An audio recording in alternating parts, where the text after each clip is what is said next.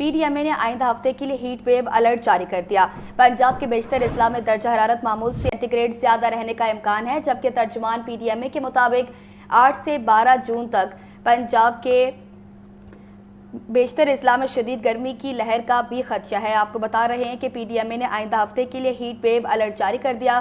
پنجاب کے بیشتر اضلاع میں درجہ حرارت معمول سے 5 سے 7 ڈگری سینٹی گریڈ زیادہ رہنے کا امکان۔ ترجمان پی ڈی ایم اے کے مطابق 8 سے 12 جون تک پنجاب کے بیشتر اضلاع میں شدید گرمی کی لہر کا بھی خدشہ ہے۔ پی ڈی ایم اے نے آئندہ ہفتے کے لیے ہیٹ ویو الرٹ جاری کر دیا ہے۔ مزید تفصیلات کے لیے بات کرتے ہیں سامیہ سعید سے۔ جی سامیہ۔ جی بالکل، اگر بات کی جائے صوبائی دارالحکومت لاہور کے موسم کے حوالے سے تو شہر لاہور میں گرمی کی لہر برقرار ہے۔ صبح سویرے سے ہی سورج جو ہے وہ اپنے تیور دکھا رہا ہے اور آج زیادہ سے زیادہ درجہ حرارت 41 ڈگری سینٹی گریڈ تک جانے کا امکان ہے۔ پی ڈی ایم اے کی جانب سے بھی الرٹ جاری کر دیا گیا ہے اور بتایا یہی جا رہا ہے کہ رواں ہفتے جو ہے وہ درجہ حرارت میں مزید اضافے کا امکان ظاہر کر دیا گیا ہے، جبکہ کل سے جو ہے وہ 12 جون تک ہیٹ ویو کا خدشہ بھی ظاہر کر دیا گیا ہے۔ درجہ حرارت جو ہے وہ معمول سے 5 سے 7 ڈگری سینٹی گریڈ اس میں اضافہ ریکارڈ کیا جائے گا، جبکہ اگر بات کی جائے تو بالائی پنجاب میں درجہ حرارت جو ہے وہ 40 سے 44 ڈگری سینٹی گریڈ تک جانے کا امکان ہے، اور اسی طرح جنوبی پنجاب کی بات کی جائے تو وہاں پر درجہ حرارت 44 سے 48 ڈگری سینٹی گریڈ تک جا سکتا ہے۔ شہریوں کو یہی کہا جا رہا ہے کہ بلا ضرورت جو ہے وہ گھروں سے باہر نہ نکلیں، کوشش کریں کہ صبح 10 بجے سے لے کے 4 بجے تک جو ہے وہ گھر سے باہر نہ نکلیں، تمام طرح احتیاطی تدابیر پر لازمی عمل کریں، زیادہ سے زیادہ جو ہے وہ ٹھنڈے مشروبات اور پانی کا استعمال کریں اور جو ہے وہ اپنے سر کو کسی کپڑے سے ڈھانپ کر رکھیں۔ البتہ محکمہ موسمیات کی جانب سے بھی یہی کہا جا رہا ہے کہ شہری جو ہیں وہ تمام طرح احتیاطی تدابیر پر لازمی عمل کریں، کیونکہ آئندہ آنے والے دنوں میں درجہ حرارت جو ہے وہ مزید بڑھ سکتا ہے، تو شہری جو ہیں وہ اپنا خاص خیال رکھیں۔ محکمہ موسمیات کے داد و شمار کے مطابق تاحال ہوا کی جو رفتار ہے وہ 3 کلومیٹر فی گھنٹہ کے حساب سے ریکارڈ کی جا رہی ہے، جبکہ آج ہوا میں نمی کا جو تناسب ہے وہ 35% تک جا پہنچا ہے۔ جی سامع سعید، بہت شکریہ آپ کا۔ گندم کے بڑھتے نرخ کے باعث آٹے کی قیمتوں میں بھی اضافہ ہونے لگا ہے۔ مارکیٹ میں غیر یقینی صورتحال برقرار ہے۔ برانڈڈ چکی پیک آٹے کی فی کلو قیمت 200 روپے سے بڑھ گئی ہے۔ کھلا چکی آٹا 175 روپے کلو میں بکنے لگا ہے۔ فلور ملز کا 10 کلو کا تھیلا 1100 روپے اور 20 کلو کا تھیلا 2200 روپے میں دستیاب ہے۔ کیا تفصیلات بتائیں گے زاہد عابد؟ جی زاہد بتائیے گا۔ جی بالکل، شہر کی آٹا مارکیٹ میں غیر یقینی صورتحال برقرار ہے، کیونکہ گندم کی قیمت میں روزانہ کی بنیاد پر تیزی دیکھی جا رہی ہے۔ اس وقت جو مارکیٹ میں گندم کا ریٹ چل رہا ہے وہ تقریباً 4200 سے 4300 روپے فی من تک چل رہا ہے۔ حکومت کی جانب سے جو آٹے کے نئے قیمت کا اجرا کیا گیا تھا، جس میں 10 کلو آٹے کا تھیلا 1100 روپے اور 20 کلو آٹے کا تھیلا 2200 روپے میں دستیاب ہے، لیکن جو دیگر آٹے ہیں وہ ان کی قیمت من مانی لی جا رہی ہے۔ خاص طور پر 15 کلو آٹے کے تھیلے کی قیمت تقریباً 1600 سے 1700 روپے تک لی جا رہی ہے، بلکہ اس سے زیادہ بھی بعض جگہ پر لی جا رہی ہے۔ اور خاص طور پر جو برانڈڈ آٹے ہیں ان کی قیمت تقریباً پیکنگ کی صورت میں 200 روپے فی کلو سے بھی زیادہ میں اس وقت صارف کو پڑ رہی ہے۔ جو کھلا آٹا اس وقت مارکیٹ میں دستیاب ہے اس میں 120 روپے لال آٹا، سرخ آٹا جسے کہا جاتا ہے، اور 130 روپے فائن آٹا دستیاب ہے۔ اور چکی کا آٹا اس وقت 175 روپے فی کلو تک جا پہنچا، اور اس کی وجہ یہی ہے کہ جو مارکیٹ میں گندم کا ریٹ ہے اس کی جو تیزی ہے وہ مارکیٹ میں اس وقت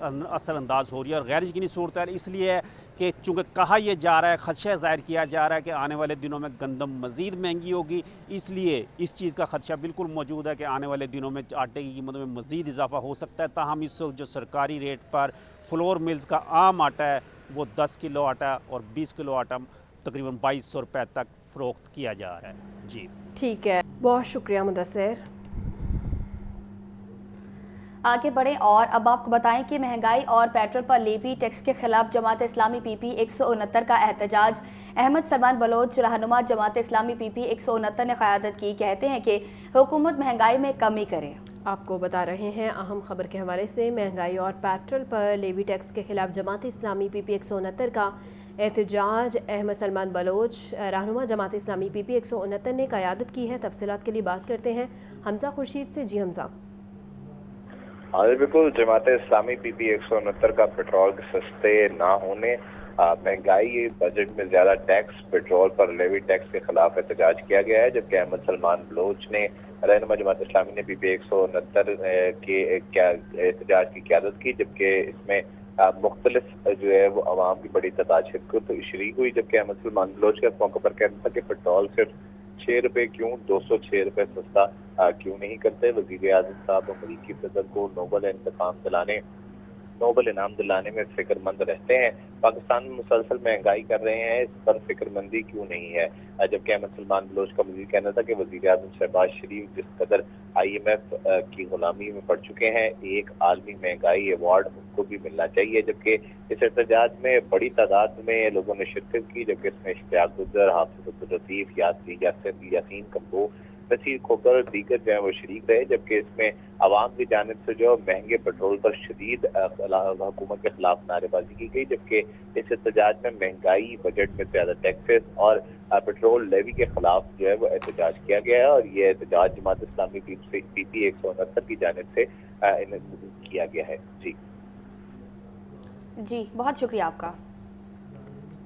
MD واسا لاہور غفران احمد کا چبورچی ڈرین کا دورہ، ڈرین پر جاری پیش رفت کے حوالے سے تفصیلی بریفنگ دی گئی ہے۔ MD واسا غفران احمد کی محرم الحرام سے قبل چبورچی چوک کے سیکشن کو مکمل کرنے کی ہدایت بھی دی گئی ہے۔ آپ کو ایک دفعہ پھر سے بتاتے چلیں، MD واسا لاہور غفران احمد کا چبورچی ڈرین کا دورہ، ڈرین پر جاری پیش رفت کے حوالے سے تفصیلی بریفنگ دی گئی ہے۔ اس دورے کے حوالے سے تفصیلات جانیں گے زین العابدین سے۔ جی زین بتائیے گا۔ MD واسا لاہور غفران احمد نے چبورچی ٹرین کا دورہ کیا، جہاں ڈائریکٹر واسا عثمان بابر نے MD واسا کو چبورچی ٹرین پر جاری پیش رفت کے حوالے سے تفصیلی بریفنگ دی، جس میں بتایا گیا کہ واسا لاہور کے شہر میں نکاسی آب اور سیوریج نظام کی بہتری کے لیے عملی اقدامات پر تیزی سے کام جاری ہے۔ حاجی کیمپ سے چبورچی تک ٹرین کا کام مکمل کر لیا گیا ہے اور شام نگر سے دریا راوی تک بھی ٹرین کا کام مکمل کر لیا گیا ہے۔ چبورچی چوک سے شام نگر تک ٹرین پر کام تیزی سے جاری ہے اور اگلے مالی سال میں اس منصوبے کو مکمل کر لیا جائے گا۔ عثمان بابر کی طرف سے بریفنگ میں بتایا گیا کہ اس ٹرین منصوبے کی تکمیل سے سینٹرل لاہور میں ٹرینی سسٹم میں مزید بہتری آئے گی۔ MD واسا نے محرم الحرام سے قبل چبورچی چوک کے سیکشن کو مکمل کرنے کے احکامات جاری کیے اور کہا کہ تعمیراتی کاموں کے معیار پر کسی قسم کا سمجھوتا نہیں کیا جائے گا۔ MD واسا نے واضح کیا کہ وزیر اعلیٰ پنجاب کے ویژن کے مطابق عوام کو بہتر نکاسی آب کی سہولیات کی فراہمی واسا کی اولین ترجیح ہے۔ ٹھیک ہے زین، بہت شکریہ۔ اور اب آپ کو براہ راست لیے چلیں گے چیئرمین پاکستان علماء کونسل طاہر محمود اشرفی کی پریس کانفرنس، اور پھر انشاءاللہ آپ کے سوال و جواب بھی لیں گے۔ آج کا یہ سیمینار جو ہے، اس میں جو گفتگو کرنا چاہتا ہوں وہ عصر حاضر کے جو اس وقت کے حالات ہیں اور جو اس وقت حالات تھے۔ اگر ہم دیکھیں تو اس وقت بھی افواہ سازی جو تھی، جس کی طرف ابھی سیالوی صاحب نے بات کی ہے، ایک بے بنیاد افواہ پھیلائی گئی سیدنا عثمان غنی رضی اللہ تعالیٰ عنہ کے بارے میں، جس کی کوئی دلیل نہیں تھی، کوئی شواہد نہیں تھے، جعلی خطوط بنائے گئے جن کی کوئی ایویڈنس نہیں تھی، اور پھر ایک ایسی ریاست جس کے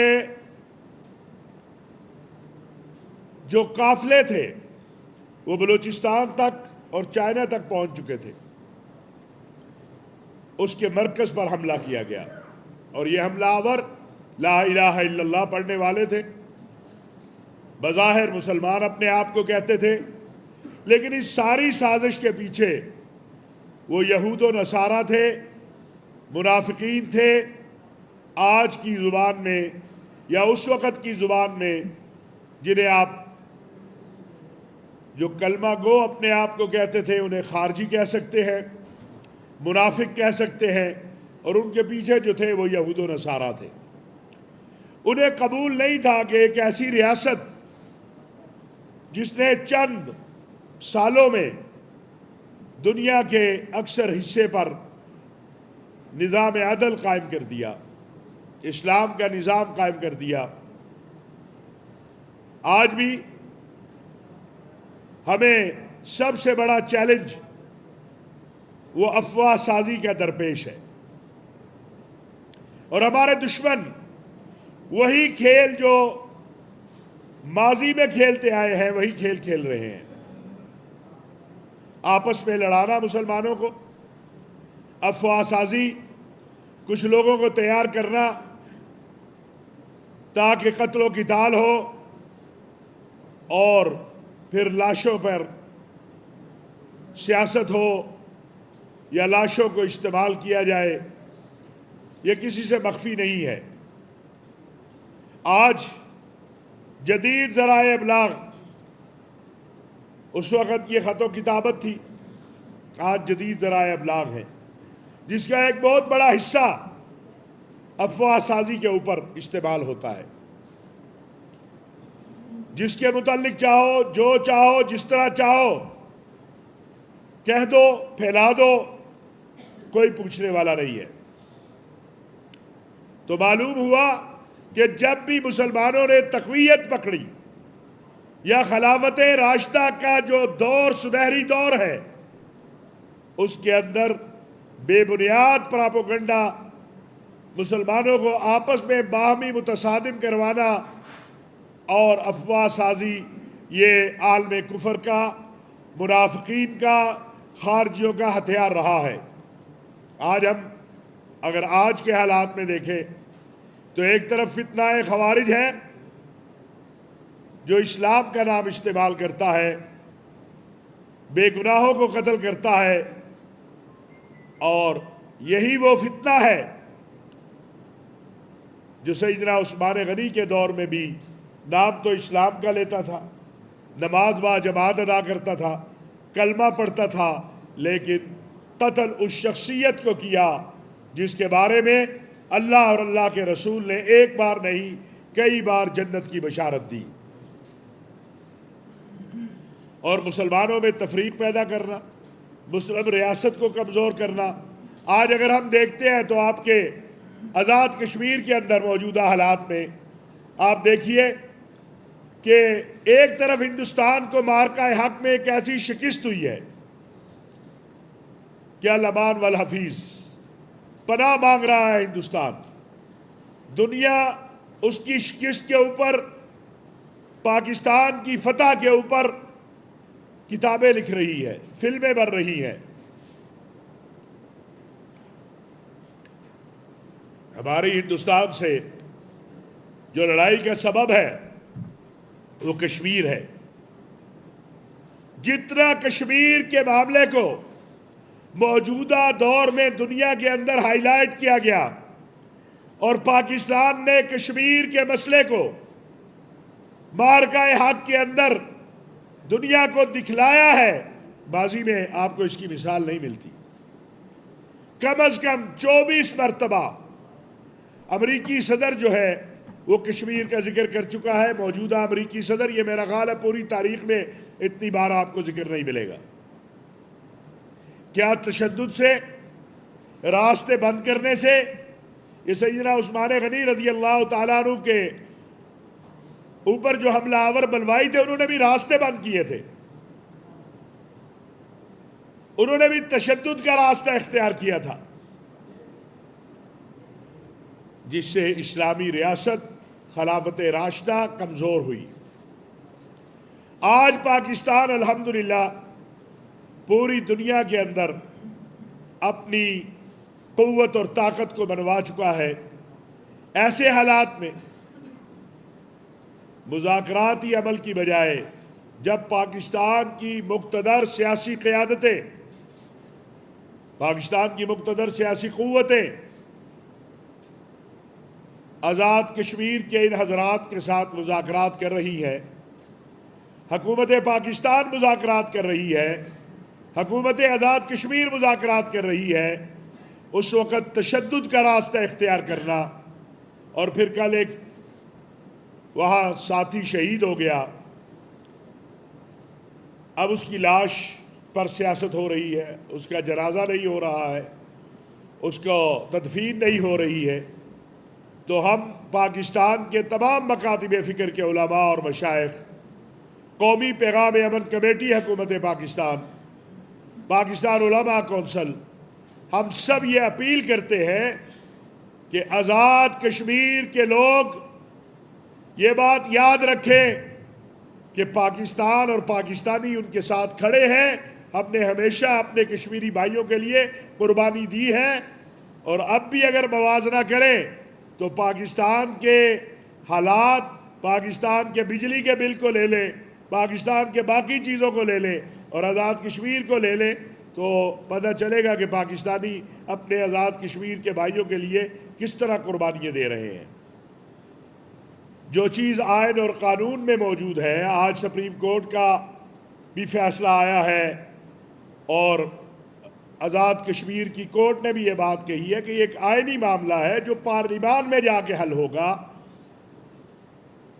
تو دراصل جب بھی کوئی مسلم ریاست یا مسلمانوں کی قوت مضبوط ہونے لگتی ہے تو اس کو جب داخلی انتشار میں مبتلا کرنے کی کوشش کی جاتی ہے تو اس کے پیچھے وہی عناصر ہوتے ہیں جو نہیں چاہتے کہ کسی طریقے سے وہ ریاست طاقتور ہو۔ آج پاکستان کی پوری دنیا میں تعریف ہو رہی ہے۔ ابھی میں کل حج سے واپس آیا ہوں۔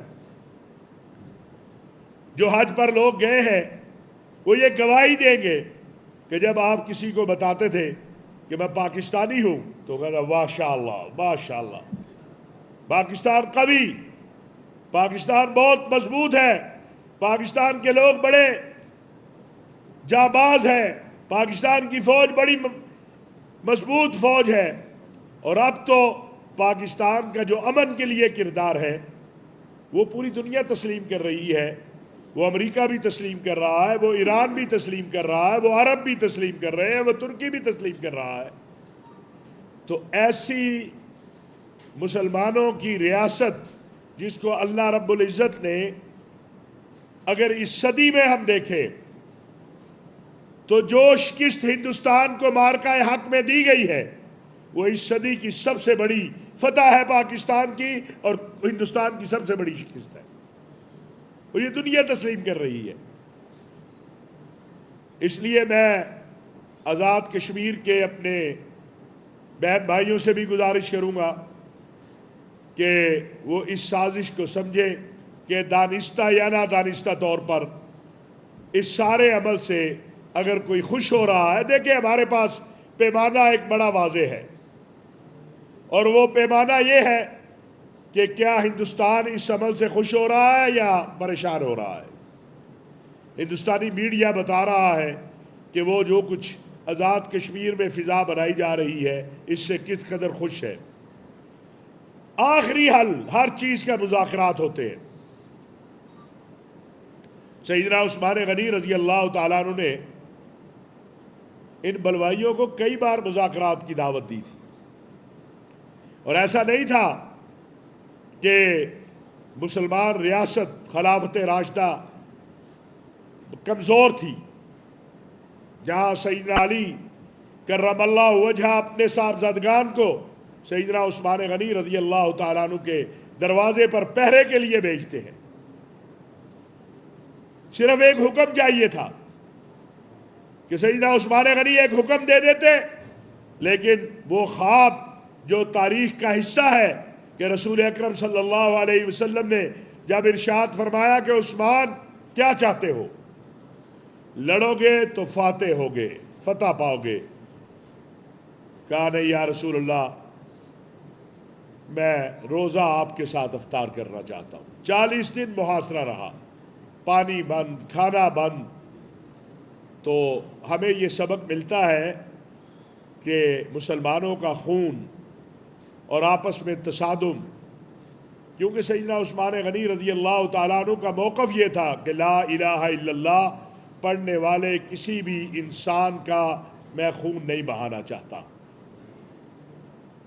آج ہمیں بھی، آج اس سیمینار کے ذریعے بھی ہم یہی پیغام دینا چاہتے ہیں، اور بڑا واضح پیغام دینا چاہتے ہیں کہ پاکستان کی ریاست الحمدللہ اتنی قدرت اور طاقت رکھتی ہے کہ وہ فتنہ خوارج ہو، فتنہ ہندوستان ہو، یا اور اس طرح کے فتنے ہوں، ان کا خاتمہ کر بھی رہی ہے اور کر بھی لے گی۔ لیکن آزاد کشمیر ہماری شاہراگ ہے۔ آزاد کشمیر کو اور آزاد کشمیر کے لوگوں کو امتحان میں ڈالنے والوں سے ہماری گزارش ہے کہ وہ مذاکرات کی ٹیبل پر واپس آئیں۔ جو پارلیمان کے اندر یہ فیصلہ پارلیمان نے کیا نشستوں کا رکھنا ہے نہیں رکھنا ہے، تو آپ پارلیمنٹ سے آگے قانون سازی کروائیں۔ سوال بڑا سادہ سا ہے کہ اگر یہ جو کمیٹی ہے آزاد کشمیر کے جو یہ اس وقت احتجاجی موومنٹ چلا رہی ہے، اس کا موقف اتنا مضبوط ہے تو الیکشن میں جائیں اور جیت کر آ جائیں۔ اور آگے بڑھیں اور آپ کو بتائیں، کار سرکار میں مداخلت کے مقدمے میں گرفتار یوٹیوبر ندیم نانی والا عدالت میں پیش ہو گیا ہے۔ ڈیوٹی جوڈیشل مجسٹریٹ نے ندیم نانی والے کو مقدمے سے ڈسچارج کر دیا۔ تھانہ ڈیفنس سی نے ملزم کو عدالت کے روبرو پیش کیا۔ ندیم نانی والے پر گزشتہ روز ٹریفک وارڈن سے الجھنے پر کار سرکار میں مداخلت کا مقدمہ درج کیا گیا تھا۔ آپ کو ایک دفعہ پھر سے بتاتے چلیں، کار سرکار میں مداخلت کے مقدمے میں گرفتار یوٹیوبر ندیم نانی والا عدالت میں پیش۔ ڈیوٹی جوڈیشل مجسٹریٹ نے ندیم نانی والے کو مقدمے سے ڈسچارج کر دیا۔ تھانہ ڈیفنسی نے ملزم کو عدالت کے روبرو پیش کیا۔ ندیم نانی والے پر گزشتہ روز ٹریفک وارڈن سے الجھنے پر کار سرکار میں مداخلت کا مقدمہ درج کیا گیا تھا۔ آپ کو بتا رہے ہیں کہ کار سرکار میں مداخلت کے مقدمے میں گرفتار یوٹیوبر ندیم نانی والا عدالت پیش۔ ڈیوٹی جوڈیشل مجسٹریٹ نے ندیم نانی والے کو مقدمے سے ڈسچارج کر دیا۔ تھانہ ڈیفنسی نے ملزم کو عدالت کے روبرو پیش کیا۔ ندیم نانی والے پر گزشتہ روز ٹریفک وارڈن سے الجھنے پر کار سرکار میں مداخلت کا مقدمہ درج کیا گیا تھا۔